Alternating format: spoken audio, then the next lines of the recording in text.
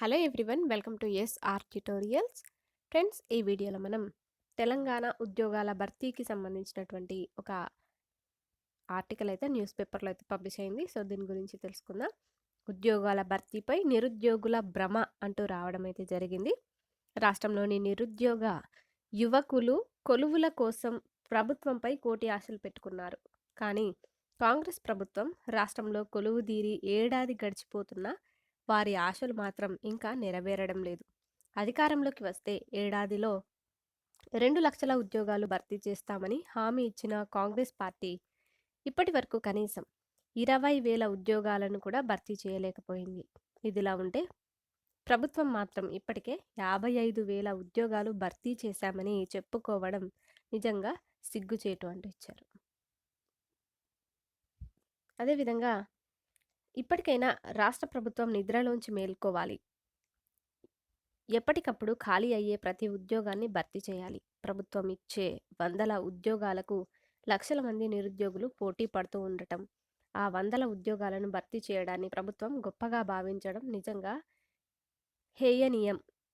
మిగతా నిరుద్యోగులు ఎటుపోవాలి? ప్రభుత్వ ఉద్యోగాలు పరిమితంగానే ఉంటాయి కాబట్టి ప్రభుత్వమే ప్రైవేట్ ఉద్యోగాల భర్తీపై ప్రత్యేకంగా దృష్టి సారించాలి అంటూ మనకు రావడం అయితే జరిగింది. ఈ విధంగా మనకి ఇక్కడ కాంగ్రెస్ నాయకులు ఇంత పచ్చిగా అబద్ధాలు చెప్తారని నిరుద్యోగులు ఊహించలేకపోయారు. పదవిలో కూర్చుంటే ఇచ్చిన మాటకు కట్టుబడి ఉంటారనుకున్నారు, కానీ అధికారంలోకి వచ్చిన తర్వాత వాళ్ళ అసలు రంగు బయటపడింది. సీఎం రేవంత్ పదే పదే చెప్తున్న 55,000 ఉద్యోగాల చరిత్ర ఏమిటో పరీక్ష రాసిన నిరుద్యోగులకు, పరీక్ష పెట్టిన ప్రభుత్వానికి తెలుసు. ఉద్యోగాల భర్తీ ఏమైందని ప్రశ్నిస్తే చాలు రాష్ట్రం అప్పుల మయంలో కూరుకుపోయిందని, ఎస్సీ వర్గీకరణ అంటూ కావాలనే కాలయాపన చేస్తున్నది. అందుకే ప్రభుత్వ తీరుపై నిరుద్యోగులు మండిపడుతున్నారు. ఉద్యోగాల భర్తీ విషయంలో ఎస్సీ వర్గీకరణ అడ్డంకి కాదని అమలు చేస్తున్నామని ఏపీ ప్రభుత్వం జాబ్ క్యాలెండర్ను విడుదల చేసింది. జాబ్ క్యాలెండర్ అమలు, ఉద్యోగాల భర్తీ విషయంలో ఏపీలో రాని ఏపీలో రాని అడ్డంకి తెలంగాణలో ఎందుకు వస్తున్నదో అర్థం కావడం లేదు అంటూ కూడా ఇచ్చారు. అదేవిధంగా నిరుద్యోగులంటే కాంగ్రెస్ ప్రభుత్వానికి ఇంత చిన్న చూప? అప్పులతో పోలుస్తూ నిరుద్యోగుల జీవితాలను నాశనం చేయడం కరెక్టేనా? రాష్ట్రంలోని ప్రజాప్రభుత్వం పదవీ విరమణ వయస్సు పెంపు చేస్తున్నట్లు వార్తలు వస్తున్నాయి. ఆ దిశగా అడుగులు వేస్తే మాత్రం నిరుద్యోగుల యొక్క ఆశలు అడియాసలైనట్టే లెక్క అంటూ మనకిచ్చారు.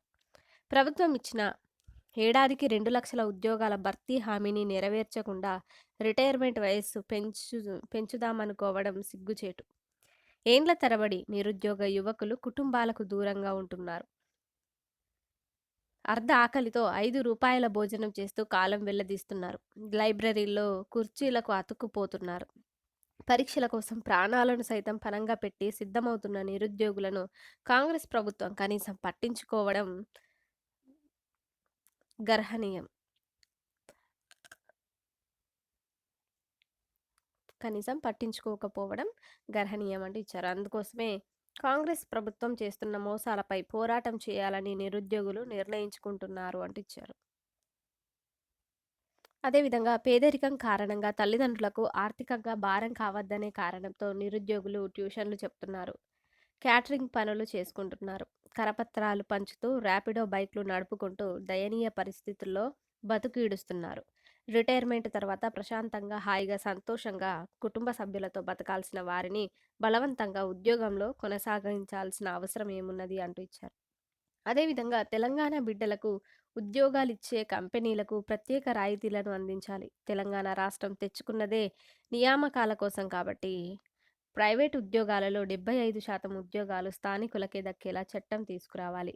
పరిశ్రమలకు కావాల్సింది నైపుణ్యమున్న మానవ వనరులే కాబట్టి పరిశ్రమలకు అవసరమైన సాంకేతిక నైపుణ్యాలను ప్రభుత్వమే అందివ్వాలి. అందుకోసం ప్రతి మండలంలో నైపుణ్య శిక్షణ కేంద్రాలను ఏర్పాటు చేయాలి. పరిశ్రమలు కోరుకుంటున్న పారిశ్రామిక అవసరాలు తీర్చేలా విద్యా వ్యవస్థను సమూలంగా మార్చాలి. వ్యాపారాలు చేసుకునేందుకు నిరుద్యోగులకు ఉదారంగా రుణాలను అందించినప్పుడే తెలంగాణ నిరుద్యోగ రహిత రాష్ట్రంగా మారుతుంది అంటూ ఈ విధంగా అయితే మనకు ఉద్యోగాల భర్తీపై నిరుద్యోగుల భ్రమ అంటూ శ్రవణ్ కుమార్ నిరుద్యోగి ఈ విధంగా అయితే ఆహ్, అభిప్రాయపడ్డట్టుగా అయితే ఇవ్వడమైతే జరిగింది. సో, దీనిపై మీ అభిప్రాయం ఏంటో మాకు కామెంట్‌ల రూపంలో తప్పకుండా తెలపండి.